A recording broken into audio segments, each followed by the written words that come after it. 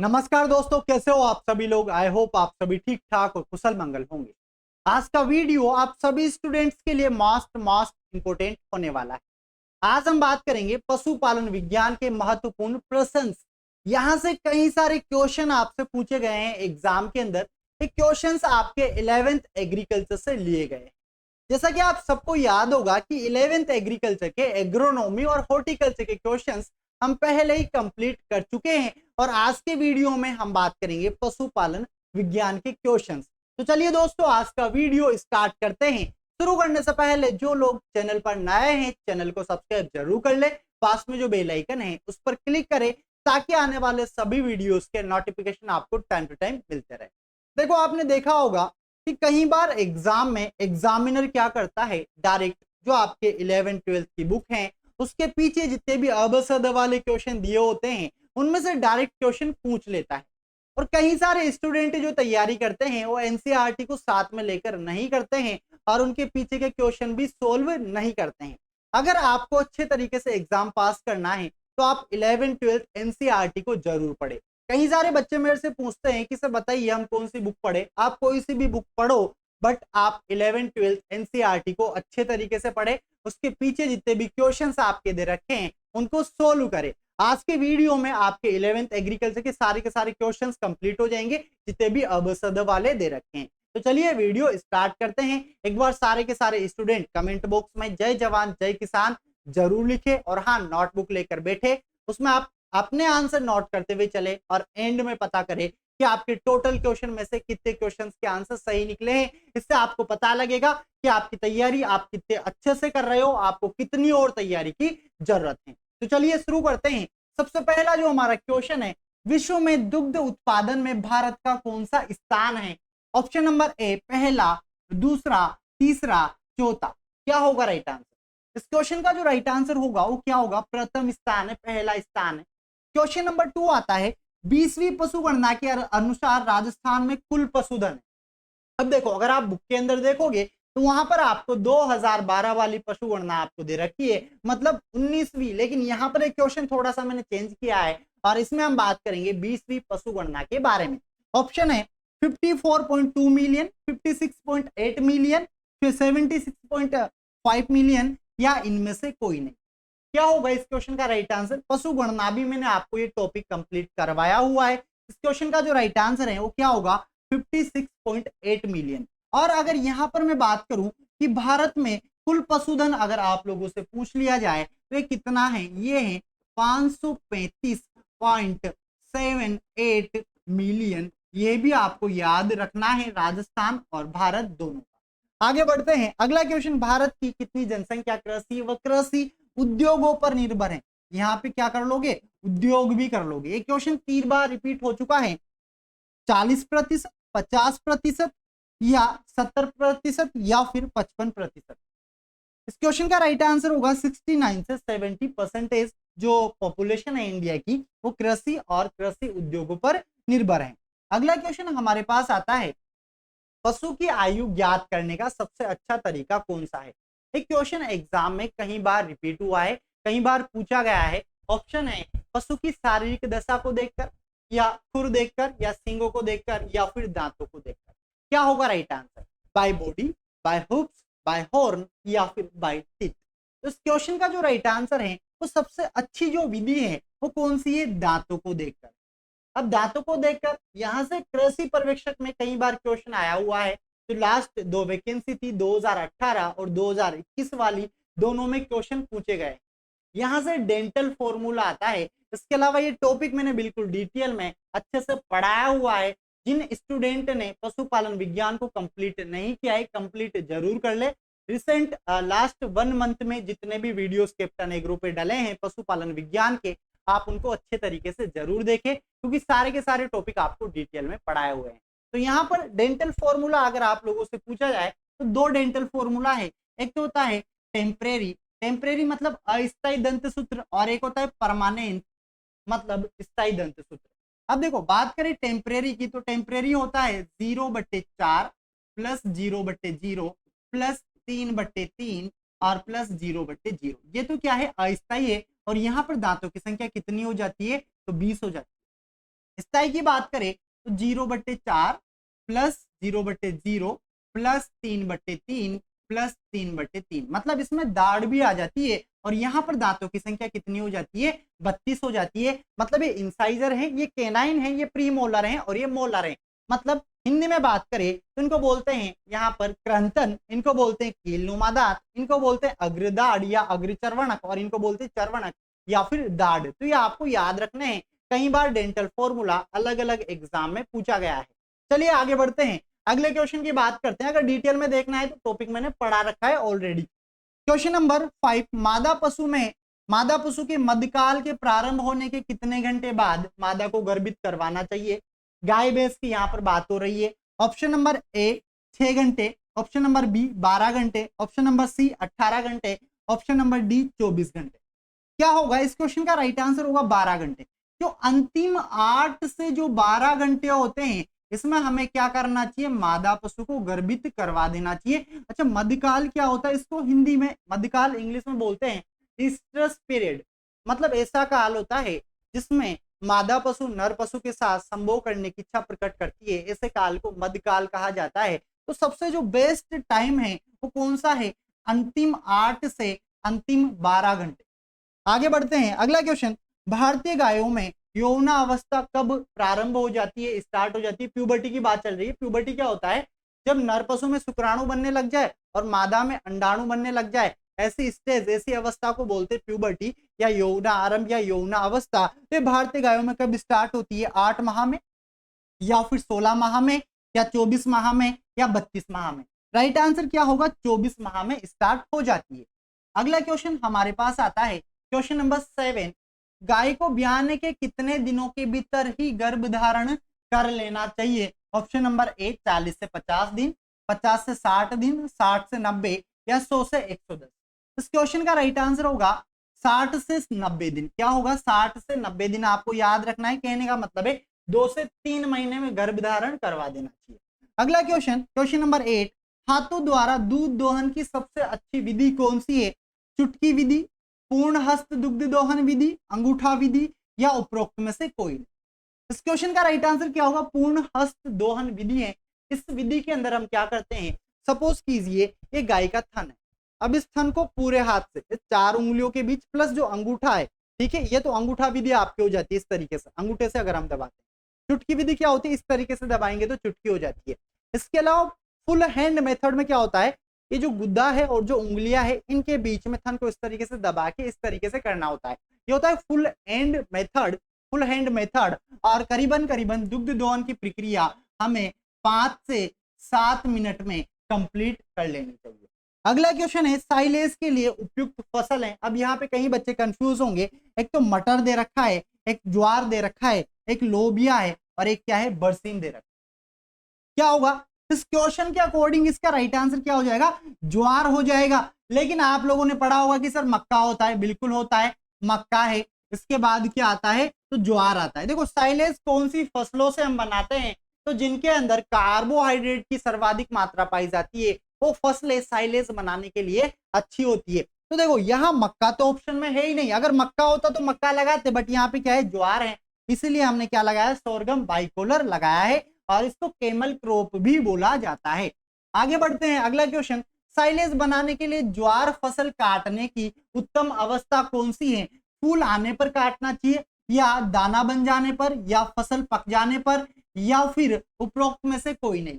क्या होगा, इस क्वेश्चन का राइट आंसर होगा फूल आने पर। ये टॉपिक भी पहले पढ़ाया हुआ है, जाके देख लेना, अच्छे से समझ में आ जाएगा। इसमें सारा का सारा कंप्लीट अच्छे तरीके से आपको समझा रखा है। अगला क्वेश्चन है क्वेश्चन नंबर 11, मीठी साइलेज किस अम्ल की मात्रा अधिक होती है। जो मीठी साइलेज है इसमें किस अम्ल की मात्रा अधिक होती है। देखो एक तो होती है मीठी साइलेज और एक होती है अम्लीय साइलेज। तो यहाँ मीठी साइलेज आपसे पूछी जा रही है, क्या उसमें लैक्टिक अम्ल ज्यादा होता है, क्या उसमें एसिटिक अम्ल ज्यादा होता है, क्या एस्कोर्बिक अम्ल होता है या फिर टार्टरिक अम्ल होता है। इस क्वेश्चन का राइट आंसर क्या होगा, लैक्टिक अम्ल की मात्रा ज्यादा होती है और एसिटिक की कम होती है। जबकि यहाँ पर अगर मैं बात करूं किसकी, जो अम्लीय साइलेज हैं इसमें क्या होता है, एसिटिक एसिड तो ज्यादा होता है और लैक्टिक एसिड क्या होता है, कम होता है। जबकि मीठी में जस्ट इसके अपोजिट होता है।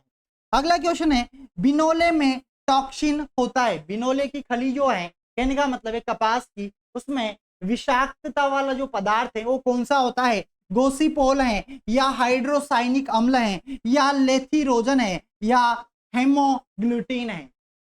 ये भी टॉपिक पढ़ाया हुआ है हमने। इस क्वेश्चन का राइट आंसर क्या होगा, गोसिपोल हो जाएगा। अगला क्वेश्चन हमारे पास आता है पशुपालन विज्ञान का, हरे चारे में होती है, हरे चारे में क्या होनी चाहिए, सुपाच्यता होनी चाहिए, मतलब अच्छे से पच जाए, विरेचक अच्छे से दस्त वगैरह आ जाए, स्वादिष्ट होना चाहिए, टेस्टी लगना चाहिए, या फिर सभी। तो इस क्वेश्चन का राइट आंसर होगा सभी। देखो जो चारा है हरा चारा वो सुपाच्य भी होना चाहिए, मतलब अच्छे तरीके से पच जाए, विरेचक भी होना चाहिए, साथ में स्वादिष्ट भी होना चाहिए। अगला क्वेश्चन है, दूध देने वाली गाय को खनिज की आवश्यकता होती है, कौन से खनिज की, लोह तत्व, कॉपर तत्व, कैल्शियम या गंधक। इस क्वेश्चन का राइट आंसर होगा कैल्शियम। आपने देखा होगा कि कैल्शियम की कमी हो जाती है जब गाय भैंस ब्याती हैं, तो उसकी वजह से बीमारी भी होती है। उस बीमारी का नाम आपको मुझे कमेंट बॉक्स में बताना है, और डिजीज के अंदर मैं आपको पढ़ा चुका हूं। तो इसीलिए हमें कैल्शियम आहार में जितना ज्यादा हो सके उतना ज्यादा उसको देना चाहिए। अगला क्वेश्चन, गाय को प्रति 3 किलो दूध पर कितना दाना दिया जाता है, 1 किलो, 2 किलो, 3 किलो या 4 किलो। तो देखो अगर गाय 3 किलो दूध देती है तो उसको हम 1 किलो क्या देंगे, दाना देंगे अतिरिक्त। इसके अलावा अगर 6 किलो दूध देती है तो 2 किलो हम दाना देंगे, कैलकुलेट करके आपको बताना है। इस क्वेश्चन का राइट आंसर क्या हो जाएगा, 1 किलो हो जाएगा। अगला क्वेश्चन हमारे पास आता है, पशु की नाड़ी ज्ञात करने के लिए नाड़ी की धड़कनें गिनने के लिए समय निर्धारित है, कितने समय तक हम गिनते हैं, 1 मिनट, 2 मिनट, 3 मिनट या 4 मिनट। इस क्वेश्चन का राइट आंसर क्या होगा, 1 मिनट हो जाएगा। तो देखो यहां से क्वेश्चन ये आता है, अगर हम बात करें किसकी, गाय व भैंस की, तो गाय भैंस में जो नाड़ी की गति होती है वो कॉक्सीजियल धमनी के द्वारा ज्ञात करते हैं। किसके द्वारा, कॉक्सीजियल, आपको याद रखना है। और ये कहां पर प्रेजेंट होती है, तो पूंछ में पाई जाती है। इसके अलावा हम बात करें घोड़े, तो घोड़े में जो नाड़ी की गति है वो फेशियल धमनी से पता करते हैं, और फेशियल धमनी कहां पर पाई जाती है, तो चेहरे पर पाई जाती है। इसके अलावा अगर मैं बात करूं भेड़ व बकरी की, तो भेड़ बकरी में एक धमनी होती है जिसका नाम है फेमोरल, और ये कहां पर होती है, टांगों के अंदर होती है। इसके द्वारा नाड़ी की गति का पता लगाया जाता है। भाई इंसानों में पल्स रेट कैसे चेक करते हैं, इस तरीके से नब्ज को पकड़ के, कहने का मतलब है हाथ की कलाई को पकड़ के। लेकिन जानवरों में तो ऐसा नहीं करते। जानवरों में क्या करते हैं, अगर गाय भैंस की बात करें तो जो पूंछ है उसके पीछे जस्ट यहाँ पर अंदरूनी हिस्से पर एक क्या होती है, कॉक्सीजियल धमनी होती है। इसकी संख्या को गिनकर पल्स रेट पता की जाती है। इसके अलावा घोड़े में फेशियल धमनी यहाँ हाथ लगाकर, और जो भेड़ और बकरी है इसमें जो पिछली टांग होती है वहां पर जंगा में फेमोरल धमनी पाई जाती है। इससे नाड़ी की गति का पता लगाया जाता है। अगला क्वेश्चन आता है, गाय का शारीरिक तापमान होता है 100 डिग्री फ़ारेनहाइट, 101.5 डिग्री फ़ारेनहाइट या 103 से 5 डिग्री फ़ारेनहाइट या 107 डिग्री फ़ारेनहाइट। राइट आंसर क्या होगा, 101 से 101.5 डिग्री फ़ारेनहाइट इसका राइट आंसर हो जाएगा। अगर हम बात करें डिग्री सेल्सियस में, तो डिग्री सेल्सियस में क्या होगा, 37.8 से 38.5 डिग्री सेल्सियस। आगे बढ़ते हैं, अगला क्वेश्चन है, घावों के उपचार के लिए काम में लिया जाता है। जब जानवरों को घाव वगैरह हो जाते हैं, कहीं पर चोट वगैरह लग जाती है, तो क्या काम में लेते हैं। औषधि का नाम आपसे नहीं पूछा जा रहा है, ये पूछा जा रहा है कि उसे क्या कहते हैं। बच्चा इसमें कंफ्यूज होगा। देखो जो एक क्वेश्चन आपके दे रखे हैं ना एनसीईआरटी के अंदर, इसमें इजी क्वेश्चन भी आपको दे रखे हैं, टफ क्वेश्चन भी आपको दे रखे हैं। इसीलिए जब भी तैयारी करें एनसीईआरटी को साथ में लेते हुए तैयारी करें। क्या बोलते हैं, क्या उसको एंटीसेप्टिक कहा जाता है, क्या उसको एंटीपायरेटिक कहा जाता है, क्या उसे एंथेलमेंटिक्स कहा जाता है, क्या उसे एंटी डायूरेटिक कहा जाता है। क्या होगा इस क्वेश्चन का राइट आंसर, एंटीसेप्टिक बोलते हैं उसको। घावों को भरने के लिए जो भी औषधियां या दवाइयां काम में ली जाती है उनको एंटीसेप्टिक कहा जाता है। इसके अलावा एंटीपायरेटिक क्या होती है, तो बुखार उतारने वाली औषधियां, क्या उतारने वाली, जो बुखार को उतार दे। इसके अलावा हम बात करें एंथेलमेंटिक्स, तो ये क्या करती है, जो बॉडी का टेम्परेचर है इसको कम कर देती है, आपको याद रखना है। इसका अगर हम बात करें एंटी डायूरेटिक क्या होती है, तो एंटी डायूरेटिक भी एक तरीके से क्या करती है, ज्वर को या विष को कम करती है। आगे बढ़ते हैं, अगले क्वेश्चन की बात करते हैं। अगला क्वेश्चन है, पेचिस का रोग कारक है। जो पेचिस है किसकी वजह से होता है, क्या वैसलीन की वजह से होता है, या किलनी की वजह से होता है, या कोक्सीडियम जर्नाई की वजह से होता है, या सार्कोपिटस स्केवियाई की वजह से होता है। इस क्वेश्चन का राइट आंसर क्या होगा? कॉक्सीडियम जर्नाई की वजह से पेचिस रोग होता है। अगला क्वेश्चन है, निम्न पदार्थों में से रोगाणुनाशक औषधि कौन सी है? यहाँ दो शब्द आते हैं, एक तो आता है रोगाणु रोधक जिसको हम जीवाणु रोधक भी बोलते हैं, और एक आता है रोगाणुनाशक। दोनों में डिफरेंस क्या है? तो देखो, जहां रोधक लगे इसका मतलब है यह वृद्धि को रोकेगा। जीवाणु रोधक औषधियां क्या होती है? ऐसी औषधियां जो कीटाणुओं को पूर्णतः नष्ट नहीं करती है, उनकी वृद्धि को रोक देती है। ऐसी औषधियों को रोगाणुनाशक रोगाणु रोधक या जीवाणु रोधक कहा जाता है। जबकि बात करें रोगाणुनाशक, ऐसी औषधियां जो बिल्कुल किल कर देती है जीवाणुओं को, ऐसी औषधियों को रोगाणुनाशक या जीवाणुनाशक कहा जाता है। राइट आंसर क्या होगा बताइए? सरसों का तेल या फिनोविस या फिनाइल या उपयुक्त सभी। कमेंट कीजिए, आंसर दीजिए, क्या होगा इस क्वेश्चन का? राइट आंसर होगा फिनाइल। और 1% का घोल हम काम में लेते हैं। कितने प्रतिशत का? 1% का। अगला क्वेश्चन है, पशुओं में घाव धोने के लिए काम लिया जाता है। पशुओं में घावों को धोने के लिए क्या काम में लिया जाता है? लाल दवा, नौसादर, अरंडी का तेल या मेगसल। तो क्या काम में लेते हैं? लाल दवा काम में लेते हैं, और इसका भी 1% घोल काम में लिया जाता है, और इसको पोटेशियम परमैंगनेट कहा जाता है। इसका सूत्र होता है KMnO4। ये भी एग्जाम में पहले आपसे पूछा गया है। अगले क्वेश्चन पे आते हैं। अगला क्वेश्चन हमारे पास है, उत्तेजक के रूप में काम आता है ऐसी औषधियां जो शरीर के अंदर उत्तेजना का अभाव कराती है, ऐसी औषधियों को उत्तेजक औषधियां कहा जाता है। ऑप्शन है फिनॉल, फिनाइल, एल्कोहल या लाइजोल। राइट आंसर होगा एल्कोहल। देखो, दो औषधियां हैं, एक आप याद रखोगे, एक तो होता है एल्कोहल। कौन सी औषधि है? एल्कोहल है। और एक आती है आपकी कपूर। ये दो औषधियां आपके सिलेबस में दे रखी है, और ये दोनों औषधियां आपके क्या है? उत्तेजक औषधियां हैं। बुखार जुखाम आदि को कम करने के लिए, थकान को कम करने के लिए भी अल्कोहल दिया जाता है। सर्दी जुखाम बुखार सब ठीक हो जाता है। आपने देखा हो, जब गांव में बैल वगैरह जैसे हल जोत कर आ रहे हैं, तो आते शाम को उनको थोड़ा सा अल्कोहल पिला दिया जाता है, जिससे उनकी थकान उतर जाती है। या हल्का फुल्का जुखाम होता है तो वो भी ठीक हो जाता है। अगला क्वेश्चन, ये यहाँ पर बीच में हमारे पास हॉर्टिकल्चर का आ गया था, इसलिए इसको हमने कट कर दिया है। अगला क्वेश्चन है, खुरपका मुंहपका रोग में खुरों को धोने के लिए क्या काम में लेते हैं? देखो, ये जो बीमारी है स्टार्टिंग में खुरों में होती है, बाद में मुंह में जाती है, क्योंकि खुरों में सबसे पहले इसके जीवाणु आ जाते हैं और फिर मुंह के अंदर प्रवेश कर जाते हैं। फिनोविस, आयोडीन, तारपिन का तेल या नीला तोता। तो खुरों को धोने के लिए नीला तोता काम में लिया जाता है, और इसको कॉपर सल्फेट भी कहा जाता है, और 1% का घोल काम में लेते हैं। कितने प्रतिशत का? 1% का। आगे बढ़ते हैं। अगला क्वेश्चन हमारे पास आता है, प्राचीन काल में लड़ाई के लिए जो मुर्गियों की कौन सी नस्ल है जिसको पाला जाता था? White leghorn, Rhode Island red, या इसके अलावा असील या कड़कनाथ। इस क्वेश्चन का जो राइट आंसर है वो क्या होगा? असील होगा। जो असील नस्ल है इसको लड़ाने के लिए काम में लिया जाता था। केंद्रीय पक्षी अनुसंधान संस्थान कहां पर स्थित है? दिल्ली में, लखनऊ में, मुजफ्फरनगर या इज्जतनगर। राइट आंसर होगा इज्जतनगर, बरेली के अंदर स्थित है। और याद रखोगे, इसकी स्थापना कब हुई थी? 2 नवंबर 1979 में इसकी क्या हुई थी? स्थापना हुई थी। ये क्वेश्चन भी आपको याद रखना है, इंपॉर्टेंट है। आगे बढ़ते अगला क्वेश्चन है, वर्तमान में हमारे देश में प्रति व्यक्ति अंडे की उपलब्धता कितनी है? एक व्यक्ति के लिए कितने अंडे आ रहे हैं अभी प्रेजेंट टाइम पे, ये आपको बताया जा रहा है, ये पूछा जा रहा है आपसे।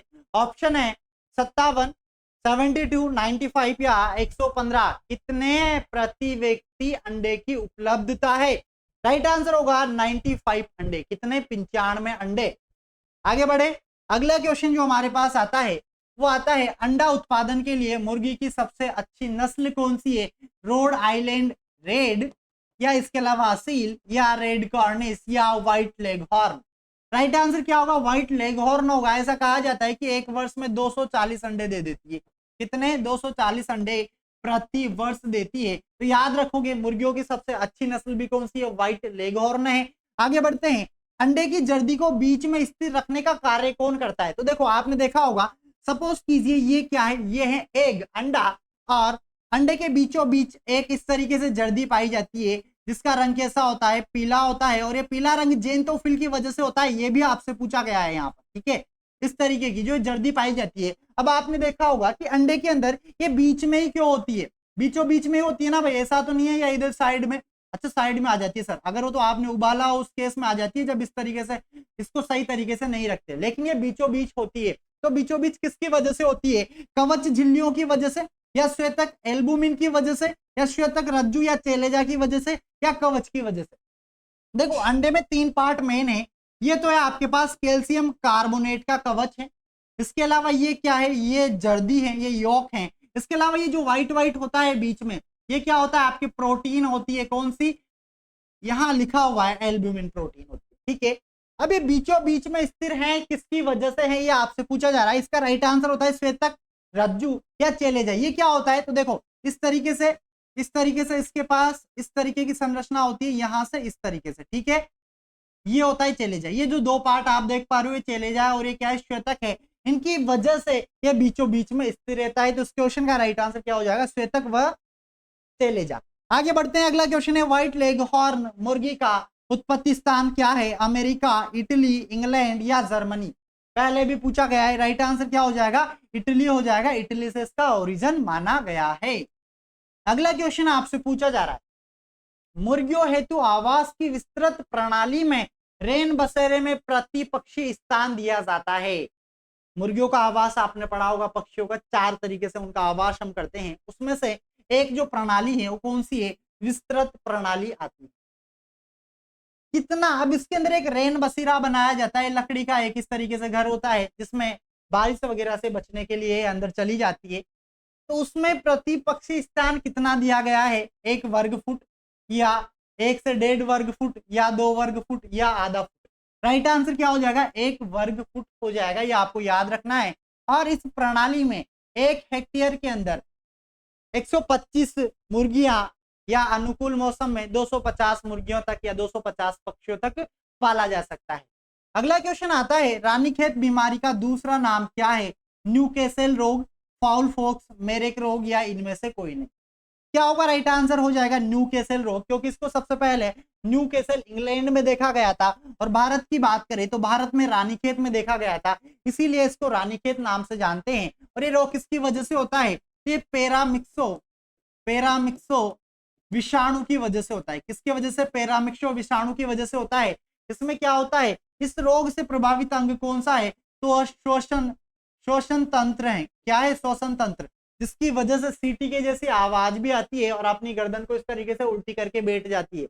इस रोग के लक्षण है। ये सारे के सारे पशुओं के रोग भी मैंने आपको पढ़ाए हुए हैं। तो ये थे आपके 11th क्लास के एनसीईआरटी के सारे क्वेश्चंस। जो सारे पशुपालन के क्वेश्चंस है, पशुपालन के, वो मैं आपको यहाँ पर कंप्लीट करवा चुका हूं। इसके अलावा सस्य विज्ञान के भी आपको कंप्लीट करवा चुका हूं। इसके अलावा उद्यान विज्ञान के भी आपको कंप्लीट करवा चुका हूं। किसके, 11th क्लास के। अगर आपको 12th क्लास के भी चाहिए तो आप मुझे कमेंट करके कमेंट में बताइए। 12th के ऊपर भी एक अलग से वीडियो बना दिया जाएगा, जिसमें एग्रोनॉमी के जितने भी क्वेश्चन है वो अलग सोल्व करेंगे, हॉर्टिकल्चर के अलग करेंगे और पशुपालन विज्ञान के अलग सोल्व कर लेंगे। अगर इस वीडियो में कोई डाउट है आप मुझे कमेंट कर सकते हो। और अगर वीडियो अच्छा लगा हो तो आप इसको लाइक करें, अधिक से अधिक शेयर करें। और जो लोग चैनल पर नए हैं, चैनल को सब्सक्राइब जरूर कर ले। पास में जो बेल आइकन है उस पर क्लिक करें, ताकि आने वाले सभी वीडियोस के नोटिफिकेशन आपको टाइम टू टाइम मिलता रहे। मुलाकात करेंगे अगले वीडियो में, तब तक आप सभी को मेरा राम राम, नमस्कार, जय जवान, जय किसान, जय हिंद, बाय।